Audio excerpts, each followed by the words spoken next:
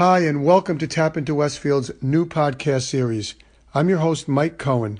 Today we're talking with Fred Shahrooz Scampato.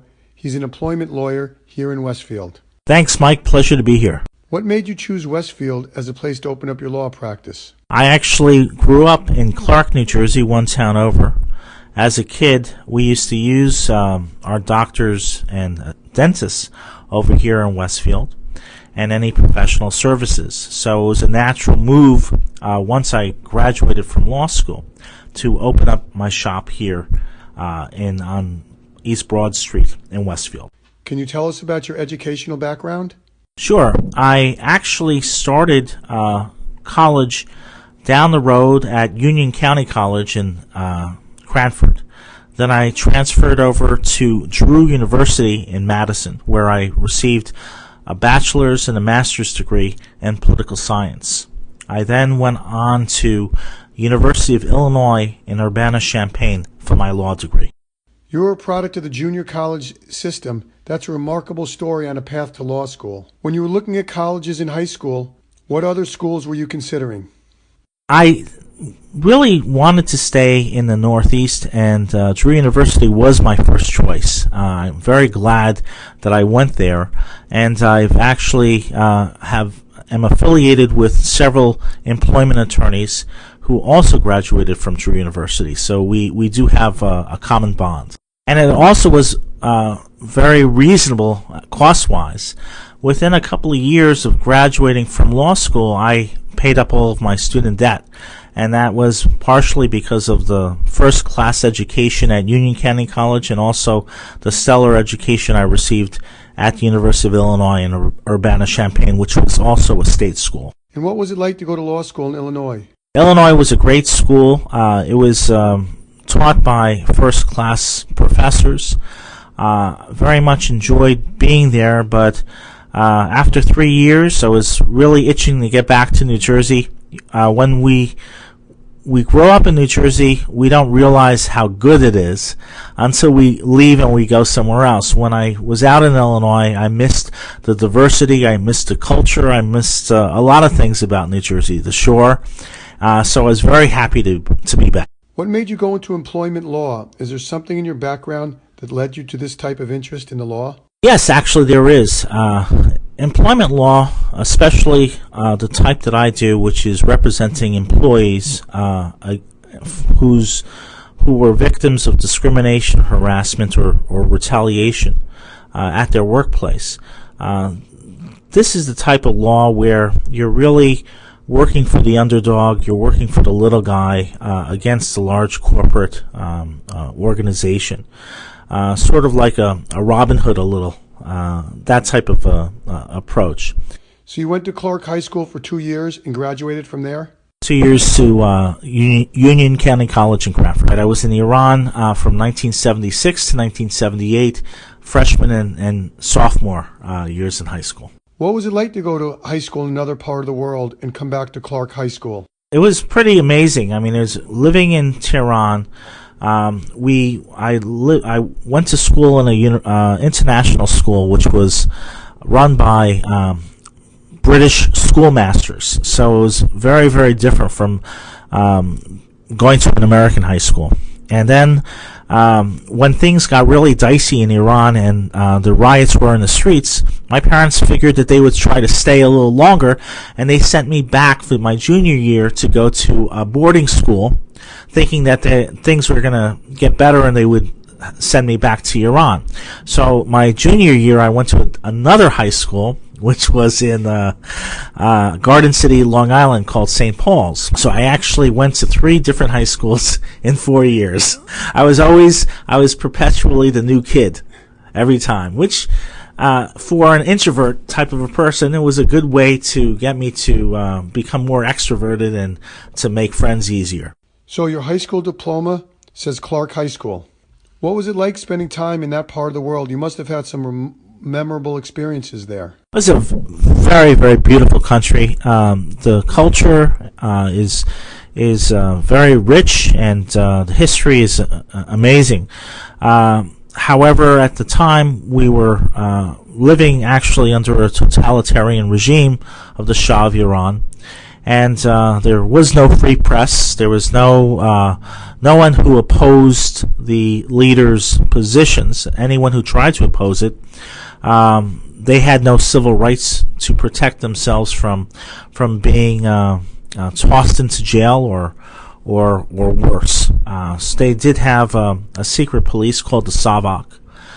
So when people did rise up, they rose up violently in the streets in riots because there was no freedoms like the ones that we share here in this country. Did you know early on that you wanted to go into law? Law was a natural thing, a natural area for me to go into.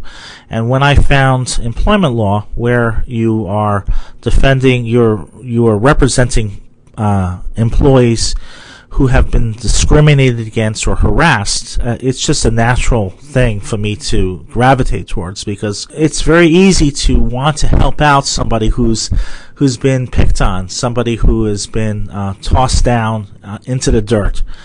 So it's a great job. I absolutely love it. Can you give me an example in today's world where people are being taken advantage of? There's unfortunately plenty of women that are still subjected to sexual harassment in the workplace, men who prey upon them, especially supervisors. Another big segment of the type of clientele that I handle are people that have immigrated from other countries, people that speak English as a second language. They're often exploited by their employers because they don't know any better. It's still better than the country that they came from, though it doesn't meet the requirements of law under New Jersey law. What about here in Westfield? Any suggestions for Westfield? The law is that I handle are civil rights legislations. The law against discrimination protects you from discrimination or harassment in the workplace.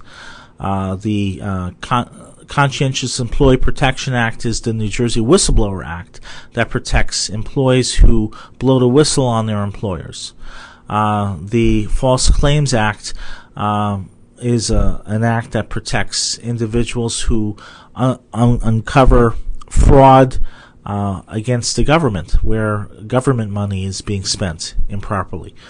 For all of these types of situations where somebody is in fear of losing their job because of something about their background or because they blew the whistle, those are the types of situations, whether they're in Westfield or anywhere in Union County, that I counsel and represent individuals and help them through the process, through the legal process. There has been some talk of sanctuary cities. Does this tie into that at all?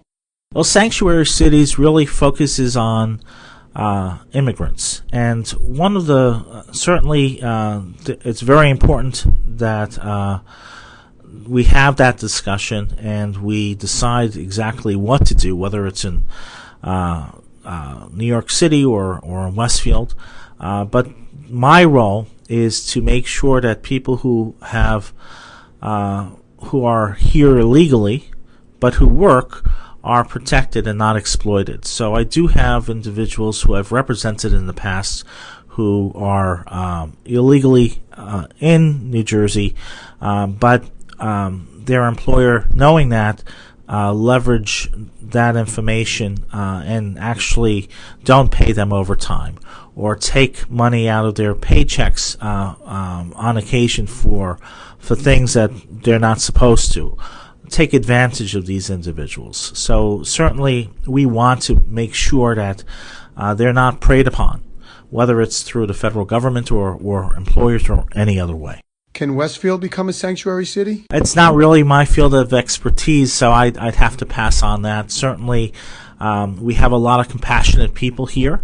And we do want to make sure that whether it's for illegal immigrants or against Muslims or against recent anti-Semitic activity, we want to make sure that our community is strong and make sure that those types of actions don't occur here. There has been an increase in hate crimes nationally and also in Westfield in the last several months. In this area in the last several weeks, there have been anti-Semitic actions that have taken place. The situation definitely needs to get better. There certainly are individuals that feel emboldened by some of the alt-right rhetoric that has become covered more in the mainstream media.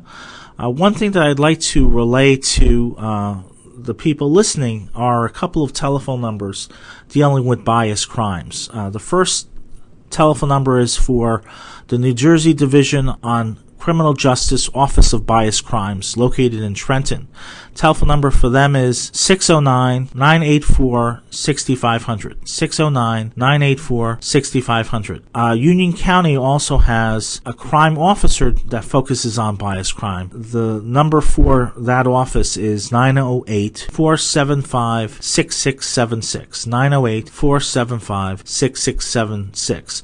If anyone is aware of bias crimes, whether it be against synagogues, cemeteries, any type of action against Muslims, call these numbers. The final number is the New Jersey Bias Crime Hotline, which is 1-800-277-BIAS. 1-800-277-2427. Unfortunately, there's been a lot of bomb threats throughout the region.